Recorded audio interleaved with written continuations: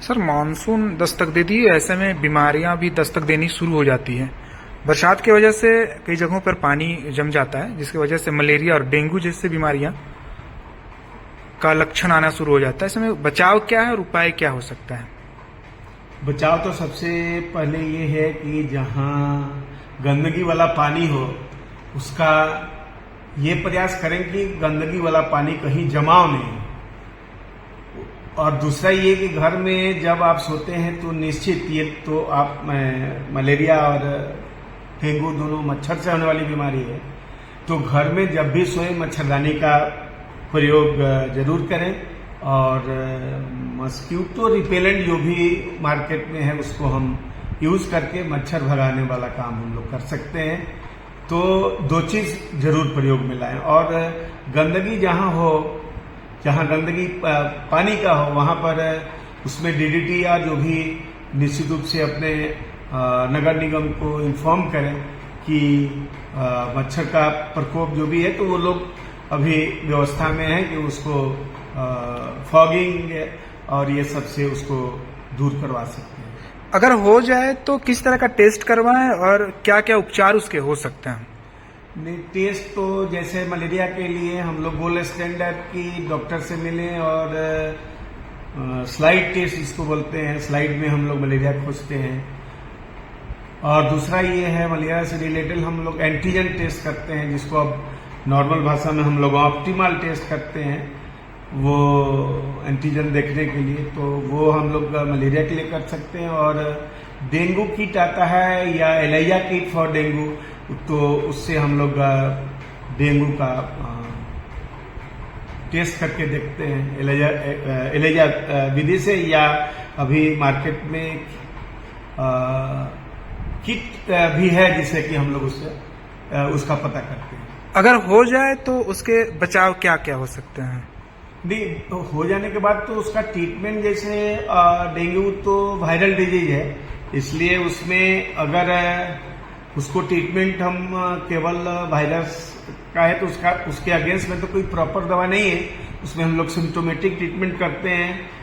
और बाकी उसमें जो ज्यादा हम लोग ख्याल रखते हैं कि उसका जो टाइप 4 है, जिसको हम लोग हेमोरेजिक डेंगू फीवर बोलते हैं, उसमें निश्चित रूप से इमीडिएट हमको अस्पताल जाना होगा। और अगर उसमें टेंडेंसी रहता है प्लेटलेट कम होने का, तो वो थोड़ा निश्चित रूप से ज़्यादा भयावह है। तो वो भी, लेकिन उसका 4th ग्रेड का वैरायटी है, जो कि हम लोग के यहाँ बहुत कॉमन नहीं है। लेकिन निश्चित रूप से इसे संबंधित इमीडिएट डॉक्टर से मिलना जरूरी है। और जहां तक मलेरिया का सवाल है, तो उसमें हम लोग डॉक्टर से मिले और जो प्रेस्क्राइब्ड एंटी मलेरियल ड्रग है फाल्सिपेरम के लिए, वायरस के लिए, तो वो हमारे डॉक्टर से मिले और उनसे उचित सलाह लें। सर घर में कुछ ऐसा उपचार हो जिसे अगर हॉस्पिटल तुरंत ना पहुंच पाए, तो कोई ऐसा ट्रीटमेंट जिसे हम घर पे करें और फिर उसके बाद हॉस्पिटल पहुंचा जाए? नहीं, निश्चित अगर मलेरिया का अगर आप इन्वेस्टिगेशन कराएं, मलेरिया मिल गया, तो निश्चित रूप से अगर फाल्सिपेरम है तो उसका तो घर में हम लोग ट्रीटमेंट नहीं करा सकते हैं। तो उसके लिए हमको निश्चित इमीडिएट अस्पताल जाना है, वहाँ ट्रीटमेंट लेना है और घर में इलाज नहीं करना है उसका। मलेरिया का खास करके हम लोग को घर में इलाज करने की जरूरत नहीं है। जहां तक डेंगू का ये है, तो उसका हम लोग डॉक्टर से परामर्श लेके घर में अपना रख के हम लोग ट्रीटमेंट कर सकते हैं, बिकॉज कि वो वायरल डिजीज है और एंटीवायरल ड्रग तो कुछ है नहीं, केवल पैरासिटामोल वगैरह ये करके और प्रिवेंटिव मेजर लेके हम लोग घर में रह सकते हैं, बशर्ते कि वो हेमोरेजिक डेंगू फीवर नहीं है।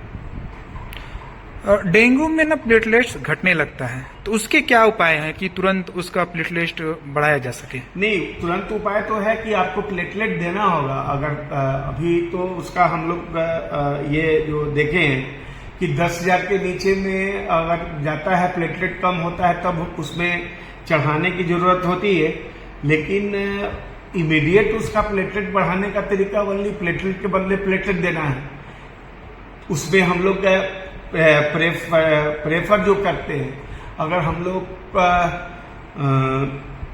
इमीडिएट तैयार किया हुआ अगर प्लेटलेट हमको मिल जाता है, तो उससे हम लोग ज़्यादा उसे बढ़ाने में ज़्यादा मदद मिलेगी।